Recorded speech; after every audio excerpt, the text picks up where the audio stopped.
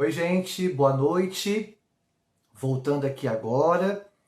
Como eu estava comentando anteriormente, o objetivo da nossa live hoje é discutir educação.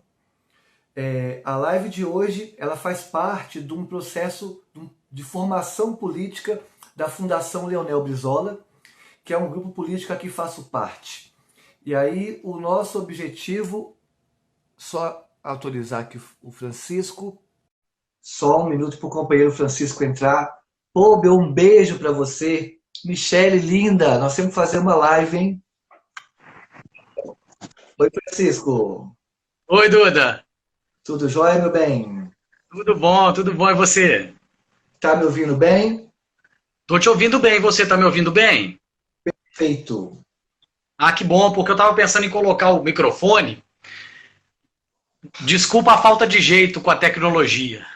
Ah, menina, a gente sabe da aula, a gente não sabe essa questão de ser youtuber, não, que é um problema, que as escolas particulares, nesse contexto de pandemia, quer que o professor se transforme no youtuber, né? E uma coisa que eu fico vendo, eu aprendo muito é com os meus alunos, inclusive as gírias todas. Eu tô aprendendo muito com as gírias.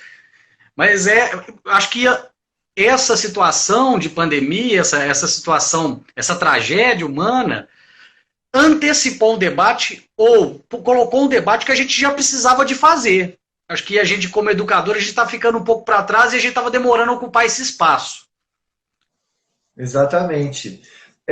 E aí, para quem está nos acompanhando aqui, o que eu estava anunciando, Francisco, é que o objetivo da nossa live hoje é justamente discutir educação, fazendo um recorte nesse debate sobre o adiamento ou não do Enem. Porque nós temos que fazer pressão social, pressão popular para o adiamento do Enem. E esse debate nosso faz parte, né, de um processo de formação política da Fundação Leonel Brizola. Para quem não conhece, eu peço para seguir aí tanto o Instagram, como se inscrever no YouTube ou seguir no Facebook a página da Fundação Leonel Brizola, que é uma página de formação política, de quadros políticos, que tem como base justamente uma preocupação com o processo do trabalhismo, o processo educacional que há no Brasil. Então, hoje nós vamos discutir só educação. E, Francisco, primeiro se apresente um pouco para os companheiros e companheiras que estão assistindo. Só antes de você se apresentar também, como nós estamos compartilhando a live, me apresentando, eu me chamo Duda Salaberti, sou professora de literatura, sou ambientalista, vegana, uma mulher travesti, transexual, e no campo de educação popular em Belo Horizonte, eu idealizei e coordeno um projeto pedagógico chamado Transveste, que oferece transexuais de Belo Horizonte. A Transveste tem o objetivo de, por meio da educação, criar uma ponte para que as pessoas transexuais saiam da marginalidade e ocupem espaços de destaque, espaços de poder na sociedade. E é um prazer estar no mesmo campo político, no mesmo espaço político que você, Francisco. Duda, eu que agradeço, eu te admiro há muito tempo e parabéns pelo seu trabalho. Seu trabalho é fundamental, fundamental. Assim como educadora, não só como educadora, mas também como uma figura que se preocupa com as minorias marginalizadas, que são fundamentais que sejam ouvidas na sociedade, que historicamente são marginalizadas. Você está de parabéns e é um privilégio para mim poder participar e debater com você, agradecer à Fundação Leonel Brizola e me apresentar. Eu sou Francisco Furro, eu sou professor de História, de Sociologia e de Filosofia, eu tenho 22 anos de carreira e dou aula tanto na iniciativa privada quanto no ensino público.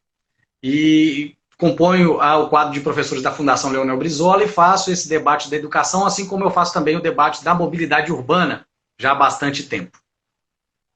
Perfeito. Francisco, qual que é a sua visão sobre essa questão do adiamento ou não do Enem? Porque os estudantes estão angustiados. O ministro diz que não vai arredar pé, que vai manter o calendário do Enem. Qual que é a sua posição sobre isso? Qual que é a sua leitura sobre essa realidade? Duda, ficou tão explícito nesses últimos dias, sobretudo, que nós estamos sem direção que a gente tem uma resolução, uma medida provisória, que flexibiliza o número de dias letivos, 200 dias letivos não precisam ser mais cumpridos, porém, enfatiza as 800 horas aula obrigatórias para o nível médio. Então, essa medida provisória que, e até caso eu esteja errado, você me corrija, por favor, mas eu tenho acompanhado diariamente e nos sites oficiais não tem nada além disso, não há qualquer outra orientação. Então, a única orientação de fato que nós temos do Ministério é de que vão ser flexibilizados os dias letivos. É a única orientação formal que nós temos. Porém, saiu um parecer ontem do Conselho Nacional de Educação dizendo, olha, a gente precisa flexibilizar o número de dias, porém não vamos flexibilizar o número de horas, mas é possível que o calendário do ano de 2020 possa ser completado só no ano de 2021.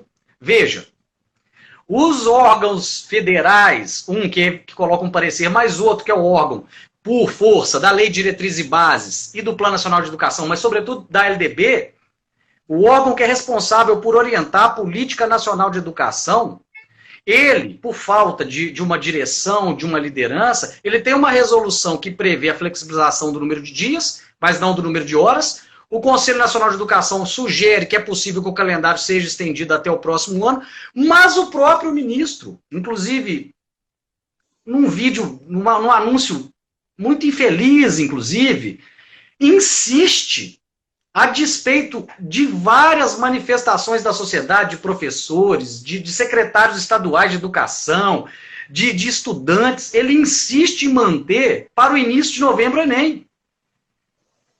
O que isso significa na prática? Por enquanto, se ele não arredar o pé. Primeiro, é que a gente vai ter alunos do terceiro ano do ensino do nível médio que vão ser prejudicados porque não vão. E eu estou indo aqui na formalidade, tá, Duda? A gente vai tratar de questões políticas depois. Alunos do terceiro ano do nível médio que vão chegar para fazer uma prova sem ter visto todo o conteúdo. Isso aí de saída prejudica os alunos do terceiro ano do nível médio. Prejudica aqueles alunos que tinham essa programação, porque todo o calendário, não é só o calendário da escola, não, todo o calendário nacional foi modificado. Foi modificado o calendário da iniciativa privada, o calendário de todo o serviço essencial prestado pelo Estado. Todo esse calendário foi modificado. E veja, isso é muito curioso, porque poucas vezes, quando a gente trata de educação, há consensos. É muito difícil haver consenso quando a gente fala de educação, porque se você conhece, né, você é professora também, você sabe, educação é o tipo de assunto que todo mundo quer dar um palpite, que bom, que as pessoas fiquem à vontade para falar. Mas há um consenso em vários campos, em várias formas de entender educação, de que esse calendário tem que ser revisto. Então, a meu ver, essa intransigência, essa teimosia do ministro é muito mais um sintoma de uma incapacidade técnica, de diálogo, de desconhecimento da lei e da realidade da educação, do que uma decisão que tenha consistência. E o que essa a meu ver, vai cair. Ele não vai conseguir sustentar isso, até porque ele, inclusive, hoje ou ontem, se não me engano, foi denunciado por crime de racismo, está sendo investigado, quer dizer, uma figura absolutamente controversa, para dizer o mínimo. Então, sinaliza para mim que nós estamos sem direção, que o Enem precisa ser adiado, a gente precisa, nesse momento, a principal palavra, o que você acha que é mais importante agora? O mais importante agora é a gente que é da educação, a gente ia sentar e começar a pensar no que seria tanto esse momento de educação remota em alguns lugares e de outros lugares que estão parados, como de planejar como que vai ser a nossa volta. Não é o momento de teimar, bater pé e dizer, olha, vamos sustentar o Enem para o início de novembro. Isso é prejudicar toda a comunidade escolar. E aí eu coloco toda a comunidade escolar com tranquilidade. As famílias, os pais, os professores, os funcionários todos, enfim. E, para finalizar, coloca sob atenção o trabalho de muita gente boa que trabalha na burocracia da educação. Exatamente. E é porque, para quem não, vamos traçar uma linha das práticas do ministro da Educação até chegar a esse contexto de agora. Então, e do Ministério da Educação. Primeiro, o INEP, que é o órgão responsável pela organização e aplicação do Enem, no ano passado, o INEP teve 4 presidentes. Foram 4 presidentes do INEP. Logo em seguida, a gráfica, que era responsável pela impressão da prova, ela foi escolhida num processo extremamente nebuloso. Para piorar, logo em seguida, teve também a criação daquele gabinete da censura, né, em que o Jair Bolsonaro disse que iria, né, pedir para retirar todas as questões ideológicas, e isso comprometia de forma gigantesca, né, a lisura do programa, da prova, porque o Enem pressupõe que ninguém vai ter acesso àquela prova, tem que seguir o que está escrito no documento, e já corrompe, né, o que estava escrito no documento, essa ideia de que alguém teria acesso à prova, não sabemos quem que seria, e esse alguém iria retirar as questões chamadas ideológicas. Logo depois disso, né, a gente teve a aplicação do Enem. Na aplicação do Enem, o ministro disse que foi o melhor Enem de todos os tempos. Só que o melhor Enem de todos os tempos teve como resultado, quando publica o resultado, né, gabaritos trocados. E o pior, quem descobriu que os gabaritos estavam trocados não foi o MEC, não foi o Ministério da Educação. Quem descobriu que os gabaritos estavam trocados foram os alunos, os estudantes. E aí criaram uma grande mobilização no Twitter, nas redes sociais, para chamar a atenção do MEC para um problema que o MEC deveria ter descoberto antes. E aí o MEC descobre o problema. O correto, se fosse sério o Ministério da Educação, era instaurar uma auditoria para saber o erro e não deixar nenhum aluno prejudicado. O MEC não instaurou uma auditoria e, pior, não prorrogou o prazo do SISU, como deveria ter estendido. Ou seja, até hoje paira a dúvida nos estudantes se quem foi prejudicado ou não. Até hoje paira essa dúvida, porque não foi feita uma auditoria. E aí esse mesmo ministro teve a cara de pau de dizer que quem estava reclamando das provas trocadas, dos gabaritos trocados, eram esquerdistas. Esquerdistas.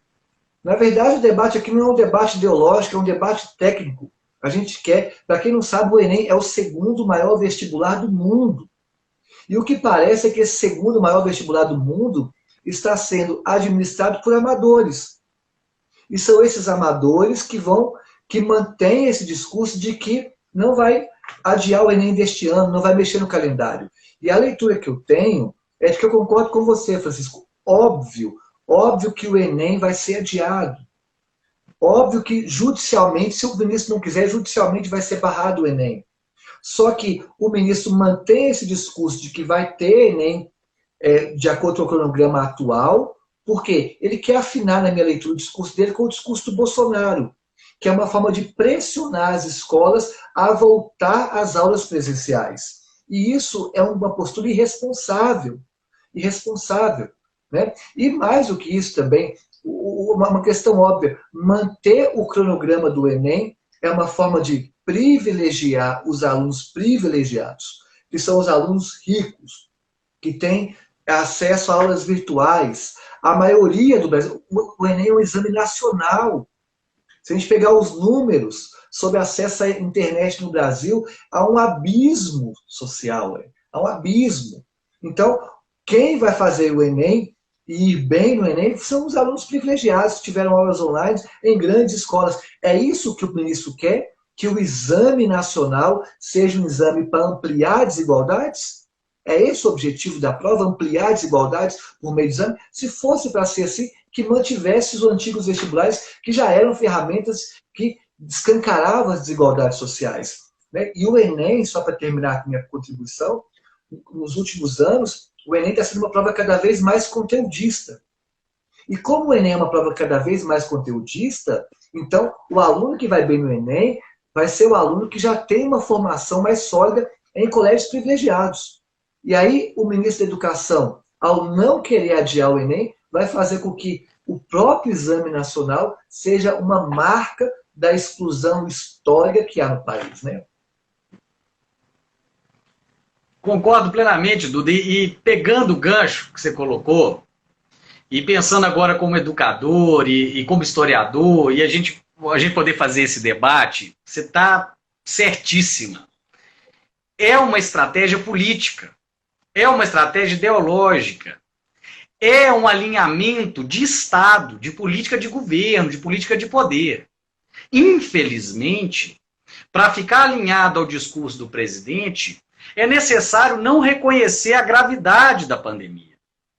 Infelizmente, para ficar alinhado ao discurso do atual presidente, é necessário colocar e deixar a sociedade constantemente polarizada.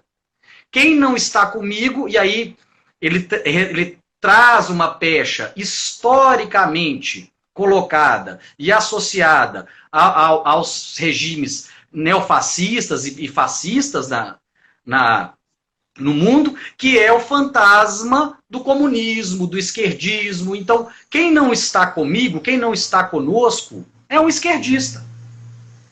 Veja, há inclusive alunos, professores e secretários de educação ligados à iniciativa privada que trabalha com educação, que querem o adiamento do Enem.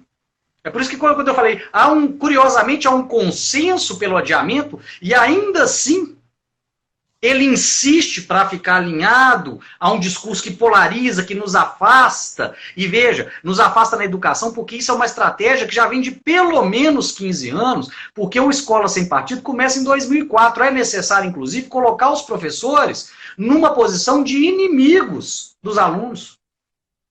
Então, infelizmente, o que ele faz? Ele transforma a data do Enem, ele politiza, ele ideologiza a data do Enem, ele diz, olha, eu vou manter a data do Enem, negando as evidências científicas da pandemia, demonstrando seu desconhecimento técnico da desigualdade que há em vários níveis educacionais do Brasil, em várias regiões, a desigualdade que há, inclusive em formação de professores, é uma coisa que eu acho que a gente devia tratar um pouco hoje, sabe, Duda? É necessário também a gente falar um pouco da formação dos professores.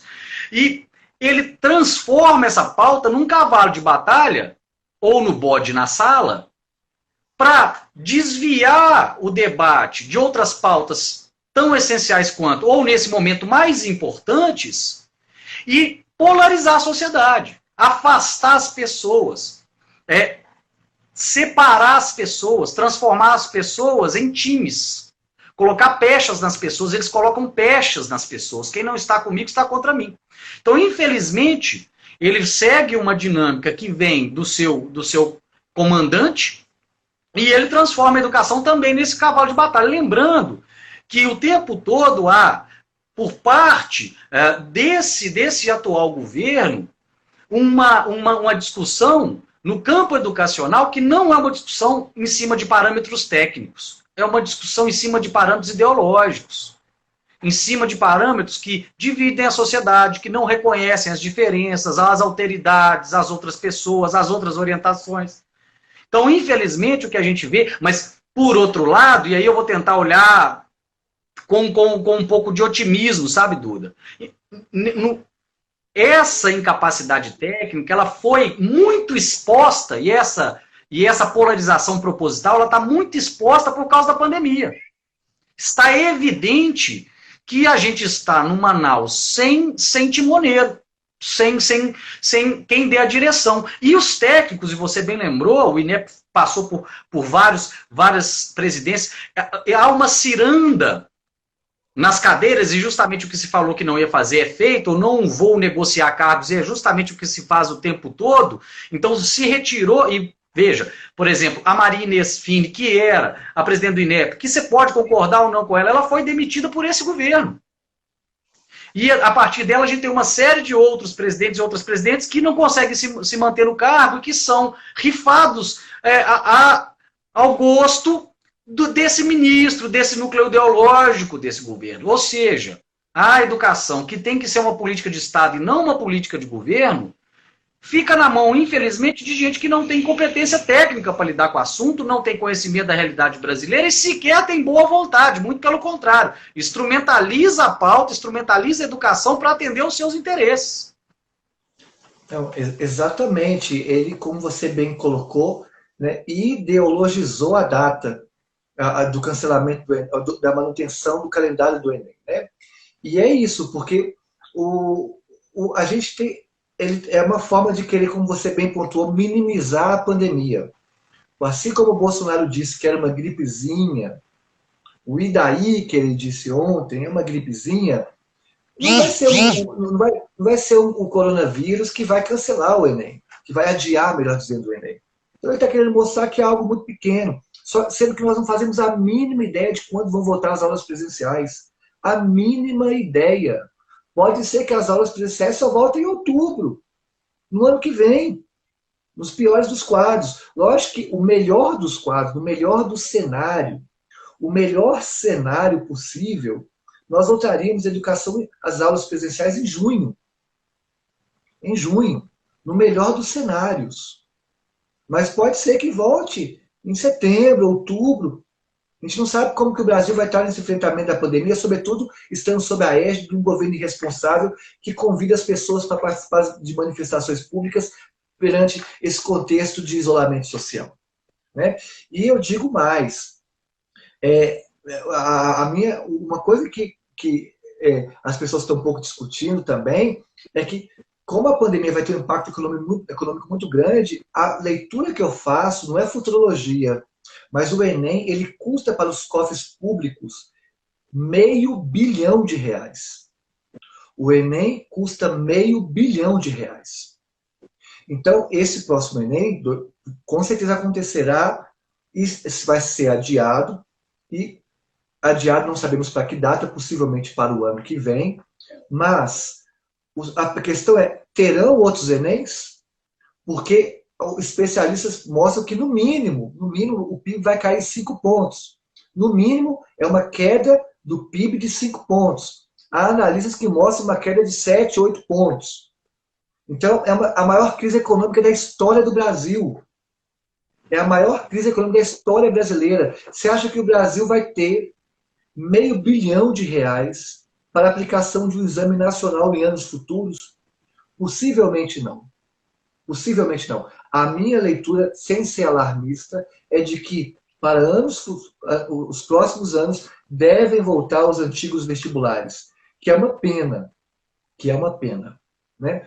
Mas possivelmente deve voltar os antigos vestibulares, porque o governo federal não vai ter possivelmente dinheiro, ou não vai querer destinar possivelmente R$500 bilhão para um exame nacional, que foi uma conquista. Mas, como eu falo sempre, a gente não quer só comida, quer bebida, diversão e arte. A gente não luta só pelo pão, quer também a rosa. Nós não podemos deixar que a crise econômica acabe com nossa luta, de que o que nós queremos, na verdade, é o fim dos vestibulares. Como ocorreu na Argentina, como ocorreu no México, como ocorreu em Cuba, tão criticada. Na Argentina não tem vestibulares. E não tem vestibular porque a comunidade estudantil, a sociedade se mobilizou e não deixou se abalar por esse objetivo. Nós sabemos que estamos longe agora desse objetivo devido à crise econômica que nós estamos. Mas isso não pode abafar nossa luta de querer o fim dos vestibulares, como é na Argentina, por exemplo. Né? Mas é um cenário complicado, né, Francisco? Complicado. E assim, eu fico pensando... Essa questão do acesso, ela nesse momento se tornou uma questão, como ele bem fez, de segundo plano. Deixamos de discutir o acesso e estamos nos dedicando a discutir a data do Enem, que, num outro contexto, um governo que fizesse política de Estado já teria tomado essa decisão. Já estaria preparando essa volta. Agora a gente se debate, a gente gasta energia tendo que pressionar um governo que é intransigente numa pauta que a grande maioria, se não todos os especialistas, sinalizam para um caminho de adiamento. Então, infelizmente, a gente gasta o nosso tempo, se debate com uma situação que a gente já poderia ter resolvido. E, a meu ver, essa falta de direção, ela acaba tendo consequências em nível estadual e em nível municipal. No caso estadual, por exemplo, é curiosíssimo porque a nossa secretária estadual de Educação esteve na Assembleia Legislativa do Estado agora, dizendo com todas as letras que ela, dia 15, isso foi transmitido pela TV Assembleia, que haveria a volta às aulas gradativa aqui na rede estadual. São 1.700.000 alunos. Quando questionada como que isso seria feito, qual seria o risco que essas pessoas seriam expostas, não se sabe dizer, porque se quer tanto, vamos voltar, ok, nenhum de nós está satisfeito em ficar em casa, nós queremos voltar às aulas, mas a gente precisa de fazer isso com planejamento. A gente não pode colocar em risco toda a comunidade escolar, porque se a gente coloca em risco a comunidade escolar, a gente coloca em risco toda a cidade. Toda a cidade. E aí ela vai para a Assembleia Legislativa do Estado e fala, vamos voltar. O Ministério Público entrou com uma ação, ela insistiu, houve uma guerra judicial, a partir da próxima semana os diretores voltam com o trabalho remoto. Quer dizer, pelo menos não vão estar expostos à contaminação no trabalho físico. No nível municipal, apesar da Secretaria de Educação ter se colocado contra a pauta dos professores, a reivindicação dos professores do município pelo aumento de salário no começo do ano, a Secretaria Municipal de Educação fez o mínimo. Ela garantiu, a meu ver, uma coisa muito boa. Ela suspendeu as aulas, ela não está forçando uma barra para a volta, e ela garantiu isso, eu acho importante, porque a gente colhe como é que é educação. Quando a gente fala de educação, a gente fala de tudo, né, Duda? Quando a gente fala de educação, a gente fala de tudo. A gente fala da nossa vida. E ela garantiu, e isso eu sou testemunha, porque eu acompanhei algumas entregas, a cesta básica para os alunos da rede municipal.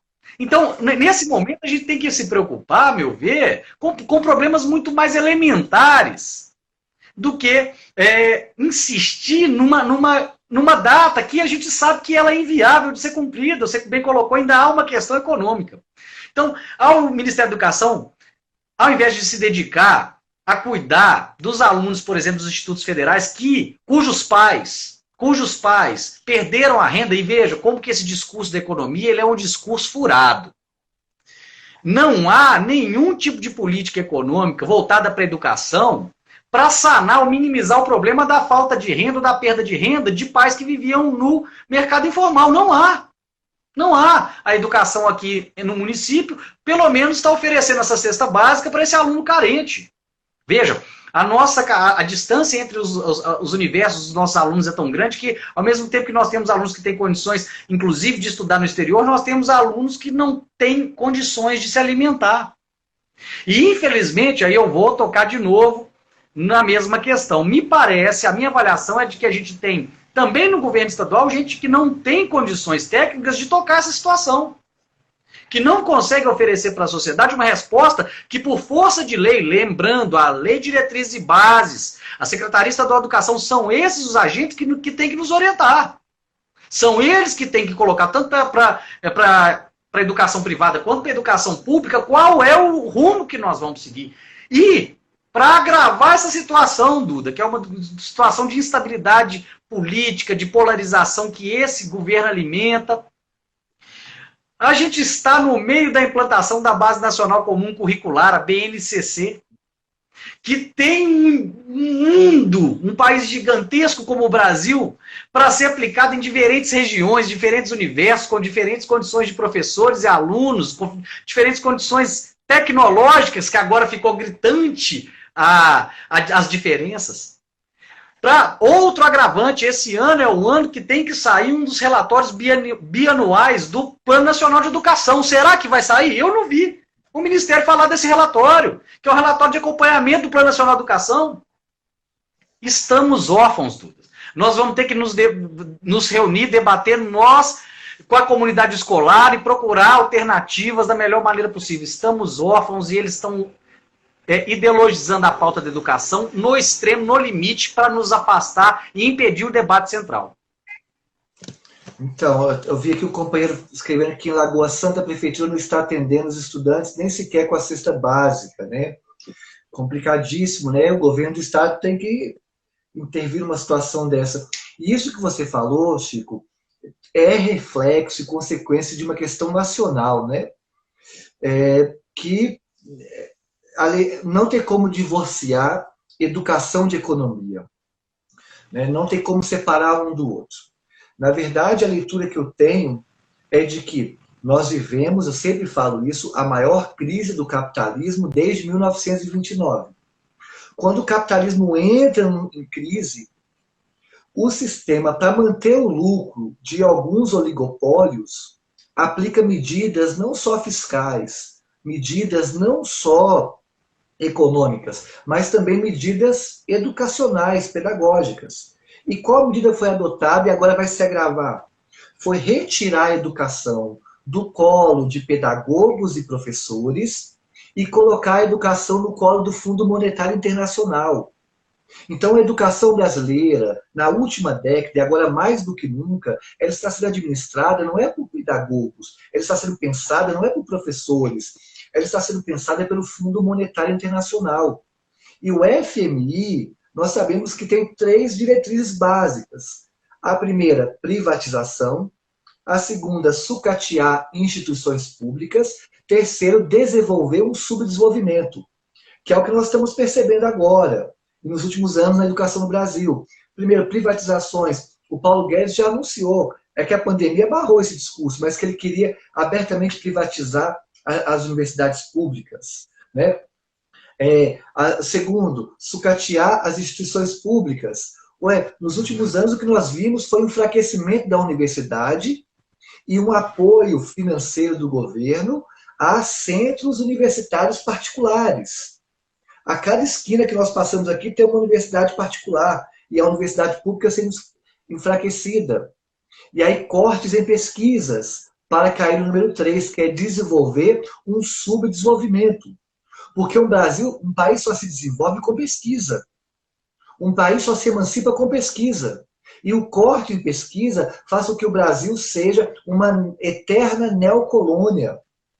Exato. Então, o que está acontecendo aí é justamente que esse ministro da Educação ele é um office boy do Fundo Monetário Internacional.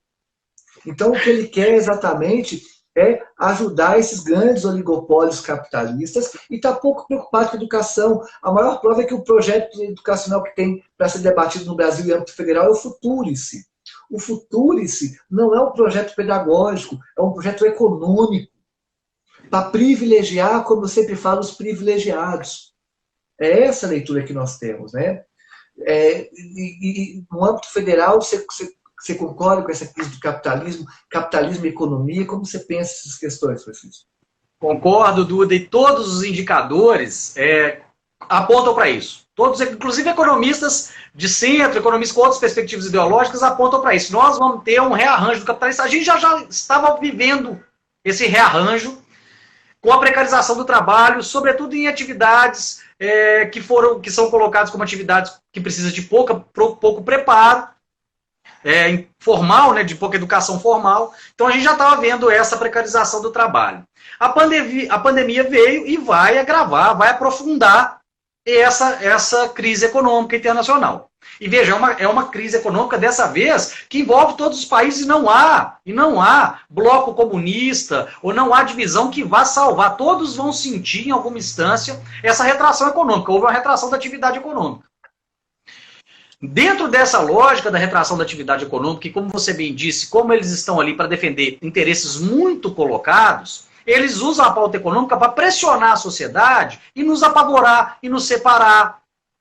Veja, houve uma situação lamentável que foi retratada em todos os jornais de funcionários de lojas numa cidade no Brasil que foram obrigados a se ajoelhar para pedir para as lojas serem reabertas. Ou seja, são situações que a gente, em alguma instância, com esse avanço dessa extrema-direita, a gente perdeu uma coisa que a gente acreditava que já era uma herança civilizatória. A gente retrocedeu. E é óbvio, quem vai pagar a conta são os mais pobres. E entenda, isso eu quero... Não, a gente não está falando só do mais pobre que mora na periferia de Belo Horizonte, não. Nós estamos falando das nações mais pobres. Hoje, por exemplo, ontem, há muito dito por esse governo que há uma aliança com os norte-americanos e o Donald Trump disse em entrevista coletiva, junto com o governador da Flórida, que o Brasil é um problema.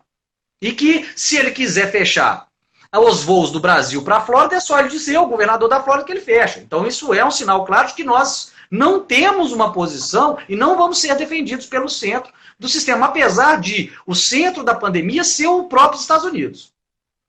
Outra coisa, outro sinal importante, você falou, o corte nas bolsas de pesquisa,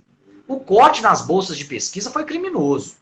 O corte nas bolsas de pesquisa foi uma atitude arbitrária, feita de cima para baixo, sem explicação, com falas, ao mesmo tempo que muito infelizes, e eu estou dizendo coisa que está pública, eu não estou aqui, vejam, eu estou citando coisas que estão públicas, como, por exemplo, o irmão do ministro, que também tem um Twitter, e é impressionante o que eles fazem com esses robôs que eles têm na internet. Ele tem um Twitter e ele disse, se você estuda direitos humanos na PUC do Rio, você não tem mais bolsa, vai aprender a fazer pão. Inclusive como se ser padeiro fosse uma coisa menor. É assustador. Assustador. É um ataque à ciência. E é um ataque à ciência que coloca de joelhos o nosso país. De joelhos o nosso país. Um país que não tem cientistas, um país que não tem ciência, está fadado a ser um país que vai ser eternamente dependente dos países onde a economia é mais forte. Então, ele ataca a nossa ciência e isso prejudica todos os brasileiros. Todas as brasileiras, independente da sua condição econômica ou da sua origem. Uns mais, outros menos. É claro que quem paga mais é o mais pobre. Quem paga mais é a mulher, é o negro, é o transexual. Quem paga mais são essas pessoas. Mas atinge toda a nossa elite, e, infelizmente, parece que não tem um plano de governo, não tem um plano de Estado, não tem. Apoiou esse governo que não tem capacidade técnica, que nós vamos viver, pelo menos até o final do ano, com esse governo que ataca a ciência, ataca os professores. Nós somos colocados como inimigos dos nossos alunos, somos colocados como doutrinadores dos nossos alunos. Os nossos alunos nos olham com desconfiança, porque eles escutam em casa, escutam na internet que nós somos doutrinadores, que nós somos pessoas maléficas, que temos um plano para desviá-los de uma conduta. Quer dizer, são pessoas que não têm a menor condição e tudo isso está alinhado, desde o governo e as palavras do então amigo do nosso presidente, passando pela atitude do Ministério da Educação até o que se chama escola sem partido, que visa silenciar os professores. Então, você tem toda a razão. Isso está alinhado a um projeto internacional de manter o Brasil e outras nações, a grande maioria, de joelhos, porque não desenvolve ciência. Mas, por outro lado, eu fico muito satisfeito, quer dizer, hoje eu assisti ao longo da tarde o pronunciamento dos professores da UFMG pela TV Assembleia, e há uma série de iniciativas das universidades, dos pesquisadores, que demonstram como é necessária a ciência, como é necessária a educação. Então, se por um lado estamos sendo atacados, estamos na mão de pessoas que não têm qualificação técnica, por outro lado, me parece que essa pandemia também colocou uma oportunidade da universidade, dos professores, da ciência, demonstrar sua importância. E ontem eu vi, você conversando com o Gabriel Azevedo, e acho maravilhoso quando você propõe o debate, e você fez uma fala que claro, assim, eu estou tentando cuidar da minha saúde emocional, espero que você esteja cuidando da sua, a gente precisa de cuidar da nossa saúde emocional, para a gente dar conta, inclusive, dos nossos alunos, para não deixar os nossos alunos sofrerem também tanto, os pais.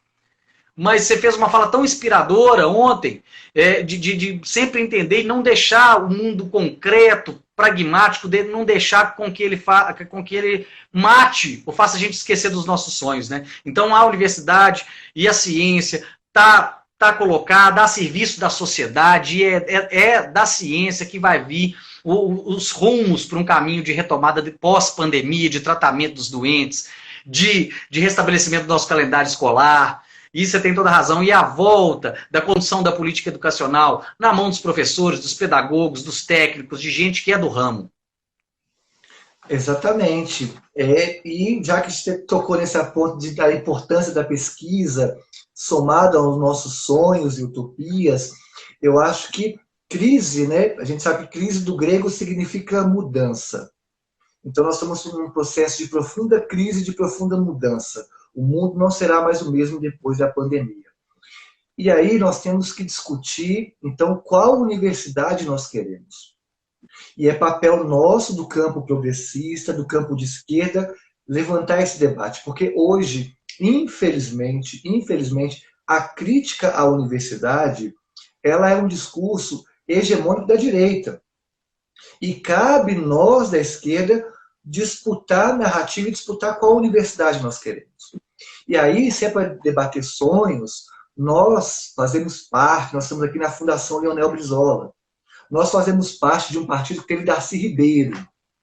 E Darcy Ribeiro, ele tem a resposta para a universidade que nós queremos. Nós queremos a universidade necessária. E o que é a universidade necessária? Não é essa universidade que está posta aí. Nós temos que também fazer crítica a essa universidade que está posta. Porque se nós pegarmos de 94 até hoje, cresceu absurdamente a quantidade de publicações científicas no Brasil. Mas se a gente pegar de 94 até hoje, cresceu absurdamente também a dependência brasileira de ciência e tecnologia externa. Que paradoxo é esse? Quanto mais nós publicamos e criamos ciência, mais nós dependemos de ciência estrangeira. Então, o que nós estamos produzindo de verdade? Qual a qualidade da nossa produção acadêmica e científica? O que a universidade está construindo, de fato? Então, a universidade, como você bem falou, Chico, a universidade tem que ser serviço. E ela tem que estar a serviço de combater os problemas estruturais do Brasil. E nós temos 2 problemas estruturais que nunca foram resolvidos e é papel da universidade combatê-los, superá-los. São 2 problemas. O primeiro problema é a dependência externa. A dependência externa. E o segundo, né, é o colonialismo, o Brasil ser uma eterna colônia. O papel da universidade é superar isso. E a universidade necessária, defendida por Darcy Ribeiro, é justamente essa universidade, que vai estar a serviço de superar a dependência externa e o colonialismo. Né? É essa universidade que nós queremos, uma universidade que, de fato, emancipe o país, né? E não seja uma mera ferramenta, né, de ampliar desigualdades sociais. É essa universidade que nós queremos. E debater essa universidade pressupõe, lógico, que investimento muito maior do Estado nessa universidade, menos cortes e uma mudança econômica.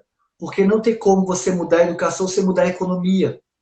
Né? A economia é o motor da sociedade, mas a educação é o motor da emancipação de um país. Então nós temos que pensar um novo modelo econômico, uma nova forma. Né? Não faz sentido, como você bem falou, o Brasil continuar sendo, né, se mantendo de joelho perante esses grandes oligopólios e a educação ser mais uma ferramenta de ampliar a desigualdade social. Né? Tem toda a razão, Duda. E foi bom você lembrar do Darcy, que ele criou coisas maravilhosas, criou o UNB, e ele sempre falou, e você já tocou hoje no assunto, de garantia de acesso. E aí só colocar, tentando amarrar aqui a nossa conversa, que nós estamos percebendo é que não há um projeto educacional para o país. Ou, como diria o Darcy, né? A falência da nossa educação é que é o projeto. Então a gente está diante de um grande problema. Primeiro, a pandemia, que parece que o Brasil vai atingir um número extraordinário de mortos, é uma tristeza, Inclusive, queria fazer só um parênteses, hoje um colega meu de trabalho faleceu em Belém do Pará, vítima de Covid, colega nosso, Duda, e gente que estava na linha de frente, provavelmente, porque lá demorou um pouco mais para fazer o isolamento. Então agora a gente está tendo, os mortos não estão mais só na televisão, são figuras próximas a nós, então a gente precisa continuar tendo muito cuidado, pensando sempre no que vai ser a volta, mas a gente precisa ter muito cuidado das nossas atitudes profiláticas, lavar as mãos, álcool gel, ter muito cuidado com as pessoas que a gente ama. A escola é um lugar, inclusive, quando nós voltarmos, a gente fazer um debate com essa pandemia, o que significou para os nossos alunos, para entender também o que eles perceberam, que eles, assim como nós, estão passando pela primeira vez na vida por um processo pandêmico, de isolamento, e eu vou sentir de um jeito, você vai sentir de outro, e eles vão sentir de uma outra maneira, até pela relação que eles têm com a tecnologia. Mas o Darcy dizia, né, a falência da nossa educação, ela não é uma falta de projeto, ela é o projeto. Então a gente precisa, de fato, retomar desses grandes e grandes pensadores e educadoras que a gente teve no Brasil, que propuseram ao longo de suas vidas e lutaram com erros e acertos pela educação brasileira e tentaram, mesmo que não tenham conseguido, tentaram promover uma educação que garanta equidade, que supere o nosso problema, o nosso ranço colonial, que nos emancipe das nações do centro do sistema capitalista, mas que emancipe, sobretudo, a nossa população. Então foi muito bom você lembrar do Darcy, e é bom a gente saber e ter esse... Eu, sinceramente, como historiador, fico muito feliz de estar nesse lugar, porque eu sei que nós estamos juntos construindo de um lugar que tem história, que tem base, que tem uma proposta sólida. E a gente está debatendo e tentando construir uma linha de emancipação do Brasil.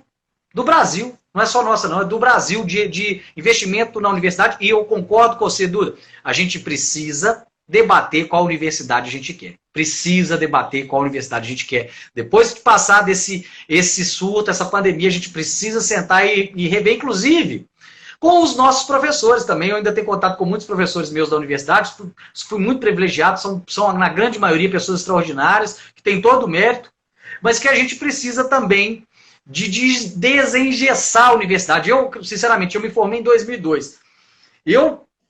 A minha avaliação, eu estou falando aqui sem ter dados científicos, se você tem uma pesquisa para apresentar, mas a minha avaliação é que a universidade, pelo menos a UFMG, ela se democratizou muito mais do que ela era quando eu entrei há 20 anos atrás. A política das cotas, a meu ver, no que eu vi, no pouco que eu li, ela é um sucesso. Ela precisa, concordo, ela precisa ser aprofundada, a gente precisa de garantir, na verdade a gente precisa de ampliar, né, o número de vagas na universidade pública, né? E a gente precisa ter tranquilidade para a gente entender que a gente vai ter que se reorganizar, catar os nossos caquinhos, e acolher os companheiros, os colegas de trabalho, as colegas de trabalho, para construir um projeto para a educação brasileira que seja um projeto diferente desse que está sendo implementado agora. E exatamente, quando você fala desse debate sobre a universidade, vou dar um exemplo concreto. Quando teve aquele anúncio de que o Ministério da Educação iria fazer cortes em pesquisa, corte nas universidades, teve manifestações. Mas as manifestações foram pequenas. E a pergunta é, por que as manifestações foram pequenas? É justamente porque as universidades não estão dialogando com o povo. Exatamente. É muito fácil os acadêmicos dizer que o povo é alienado. O povo não sabe o que é uma universidade. Não. A questão é discutir a alienação que é na própria universidade. Por quê? Se o povo virou as costas para a universidade, é porque a universidade, o modelo atual de universidade, já virou as costas para o povo. Por isso que nós temos que retomar o projeto da universidade necessária. Para quem não sabe, aí coloque aí no Google. Depois, quando terminar a live, Universidade Necessária, Darcy Ribeiro, que ele vai explicar essa questão, né, de uma universidade que é serviço, está a serviço, como você bem falou, Francisco, de superar os problemas estruturais do Brasil, que é a dependência externa, o colonialismo cultural, intelectual que nós temos. Né? E aí essa universidade, de fato, diversa, dialogando com o povo vai entender o papel da universidade na sua vida. Porque não adianta nada uma universidade extremamente academicista, intelectualizante no sentido estéril da palavra, que não usa uma linguagem, que não chega no povo. Então, assim, eu vou dar um exemplo concreto, assim, tem muitas teóricas que eu gosto, que eu estudo, por exemplo, a Djamila é uma teórica que eu admiro, gosto muito, mas a minha pergunta é, será que a negra da periferia consegue entender o texto da Djamila? É lógico que tem um problema educacional no Brasil, mas a linguagem se constrói em duas pessoas. Será que a linguagem que nós estamos utilizando, essa linguagem chega na grande massa, para essa grande massa entender o papel da universidade, uma universidade aberta, acolhedora, que reconheça os saberes? É isso que nós temos que discutir. Não podemos deixar a direita fazer a crítica à universidade, porque a crítica da direita é uma crítica mercadológica, privatista. Nós temos uma crítica pedagógica. Nós sabemos que a universidade é peça central para o desenvolvimento do Brasil. Então a crítica tem que ser nossa. Né? Essa é a leitura que eu tenho. E assim, agora, você falou muito bem, né? A gente precisa ocupar espaços. A gente precisa ter uma linguagem acessível. A gente precisa dizer. A gente precisa sair dos muros. A gente precisa... A gente que é formado numa graduação, a gente claro, que aí você falou muito bem. Eu adorei que você falou. Uma intelectualidade que é estéril, no sentido da palavra, dela não nasce nada, né? Ela só se retroalimenta, ela não conversa com as pessoas. Falando dessa ocupação, eu vou dar um exemplo da minha vida concreta aqui, sabe, Duda?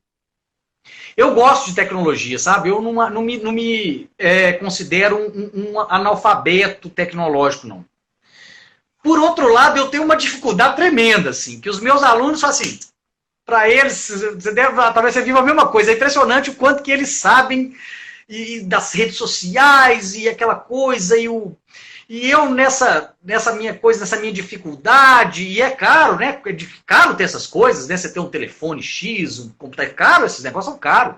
E eu acho um absurdo, eu sou da época que tinha telefone discado, orelhão de ficha, aparelho.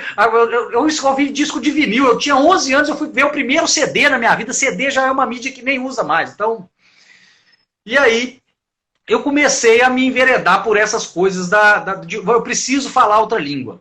Eu preciso falar uma língua, eu preciso chegar nos meus alunos, preciso chegar em outras pessoas fora da sala de aula. Preciso compartilhar, preciso, inclusive, conhecer o que outras pessoas estão dizendo para eu me aprimorar, para eu melhorar, para eu aprender. E me enveredei por uma dessas coisas de rede social, YouTube, etc. Pois bem, recentemente, se não me engano, ontem, eu fiquei sabendo que houve uma influencer que fez uma festa na casa dela e entre outras barbaridades, ela falou ao vivo que a vida e um palavrão, a vida que se dane, uma coisa absurda. Eu não sabia quem era essa pessoa, e fui procurar. Essa pessoa tem 4 milhões de seguidores. Agora, independentemente do que essa pessoa fala, ou faz, ou do jeito que ela vive, me parece também, assim, eu estou fazendo uma autocrítica, tá, Duda? Eu acho que você maneja isso muito melhor do que eu. Inclusive, parabéns, você faz um trabalho muito melhor do que o meu, eu preciso aprender com você. Me parece que eu também preciso, enquanto professor, eu sou professor universitário também, eu preciso lidar com esses espaços, porque se essa pessoa está ocupando esse espaço, é sinal de que me parece que é porque esse espaço está ali. E ela foi lá e ocupou.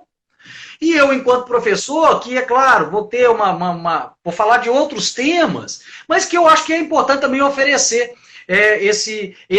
oferecer essa contribuição. Então eu me vi nessa pandemia num desafio que eu fiquei adiando. Eu falei, gente, como que eu vou fazer para conseguir conversar? E aí eu vou trazer para um outro assunto, Dudu, que eu queria falar um pouco com você, que é a formação do professor, que inclusive faz parte do mesmo projeto, que é o projeto de entrega do nosso país. Eu tive uma formação que, olha, eu me considero um sujeito privilegiado, porque eu pude estudar na universidade pública, no turno da noite. Eu tive uma formação que me preparou muito pouco, por exemplo, para a legislação educacional. Me preparou muito pouco para os desafios da educação, ainda que eu tenha feito licenciatura. Então me parece, a sensação que eu tenho, é que a formação do professor também é muito deficiente. A gente faz pouco esse debate, e aí, para amarrar com o que você disse, definitivamente, é de que você tem toda a razão. A universidade, ela também se nega, inclusive, a dedicar, ou se negou durante muito tempo, a dedicar um maior esforço para a formação desses professores e dessas professoras, que é quem vai para a educação de base. E esse professor e essa professora universitária, que também pouco, os mais velhos, hoje eu acho que os mais novos estão fazendo coisas legais, mas que se preocupou pouco e também em falar com a sociedade. Então você tem toda a razão, a gente precisa falar com a população precisa saber que a universidade não é uma ilha na Pampulha. Exatamente, a universidade, ela não pode ser, na minha leitura, né? Eu não sou uma grande teórica da educação, sou só professora, né?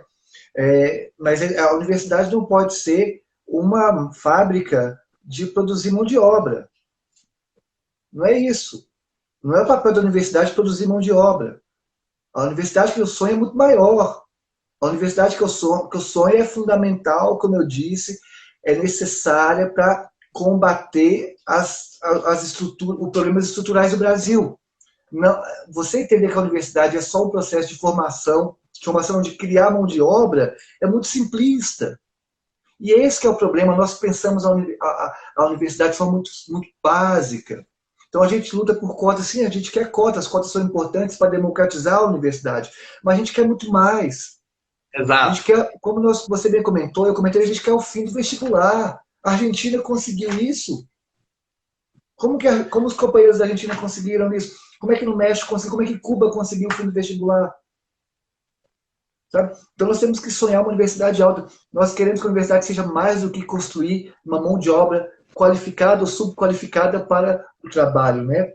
E nesse ponto, né, aí para a gente ir para os finalmente, assim, o debate sobre pensar pequeno e pensar alto. Nós deveríamos estar discutindo o papel da universidade E aí hoje o Brasil para, qual que é o debate central na educação do Brasil? Ou é o adiamento do Enem, que nós falamos agora, que é um debate pueril, quer dizer, lógico que vai ser adiado, mas o ministro coloca isso como uma coisa grandiosa. E o segundo, escola sem partido. Nós estamos discutindo escola sem partido. A Câmara Municipal aqui ficou meses e meses debatendo escola sem partido, sendo que coisas emergenciais e estruturais deveriam ser debatidas. Qual que é a sua opinião sobre esse debate sobre escola sem partido, sobre como que a gente tem levado essa questão?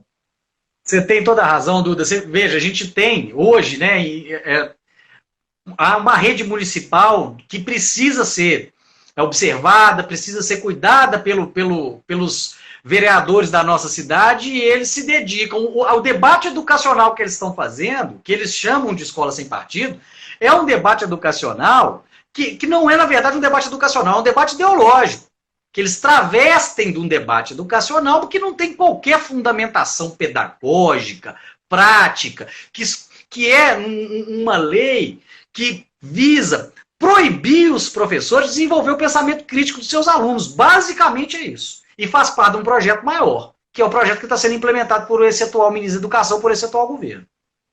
Concordo com você plenamente. A gente gasta energia, e veja, nós falamos isso lá no começo do nosso debate, a gente discutiu sobre o Enem, a gente gasta energia, a gente se indispõe com pessoas que podiam estar ao nosso lado construindo um debate nacional de educação, por causa de uma ideologização, de uma pauta, de um ponto que não tem que ser ideologizado. Debatendo com pessoas que não têm qualificação técnica. E, insisto, não quer dizer que essas pessoas não possam falar sobre educação, mas que não têm qualificação técnica para afirmar o que afirmam. Estão interferindo no futuro de gerações de brasileiros. E, com intenção ou sem intenção, estão mantendo a gente de joelhos, mantendo a gente subdesenvolvido, mantendo a gente na esteira, mantendo a gente com notas ruins, inclusive uma coisa que eles adoram usar como argumento, mantendo a gente com notas ruins no PISA. É uma coisa impressionante. Eu escutei de um deputado estadual, no dia que a secretária de Educação foi à Assembleia, eu vendo pela TV Assembleia, um deputado estadual dizer com todas as letras que nos últimos 30 anos no Brasil era preferível que os alunos tivessem ficado em casa, porque todos os professores do Brasil não fizeram nada. O sujeito está à vontade para dizer esse tipo de barbaridade. Agora eu pergunto ao pai e à mãe que está nos assistindo, você acha sinceramente que o professor ou a professora do seu aluno não faz nada? Porque a gente tem que ter cuidado com esse tipo de política. Ele não pode voltar a ocupar espaço no debate público. Então, é uma barbaridade, um gasto de energia. Estamos falando de Enem, estamos falando de escola sem partido. E veja, isso é uma coisa que tem quase 20 anos. Eu lembro a primeira vez que eu tive contato com a escola sem partido foi em 2009.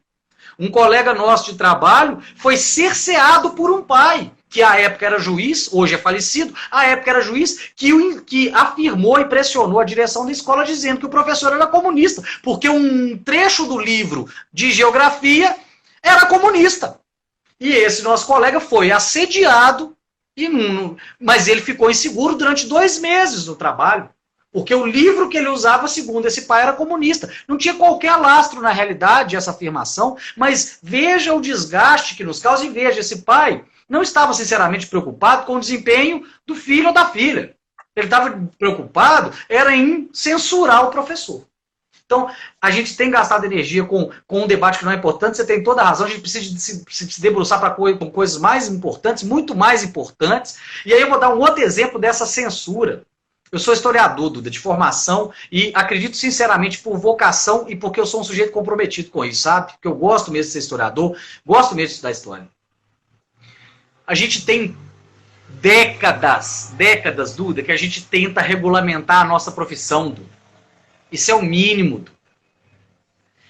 A gente tem projetos de lei engavetados na Câmara dos Deputados desde a década de 90, Duda. E aí, enfim, consegue-se construir um texto que não é o melhor dos mundos, mas que garantia o mínimo de proteção a quem exerce essa profissão. O texto, inclusive, foi remendado na Câmara dos Deputados e no Senado para garantir que não haveria inibição da atividade econômica, que garantiria a profissão para pessoas que não eram formadas. Está acabando já? Francisco, faltam 22 segundos para a gente encerrar. A gente encerra essa live e voltamos com os finalmente. Aí você complementa o seu exemplo da regulamentação da profissão, pode ser? Tá bom, Duda. Vai me orientando, Duda. Vou sair daqui agora, peraí. Voltamos, Tá, peraí.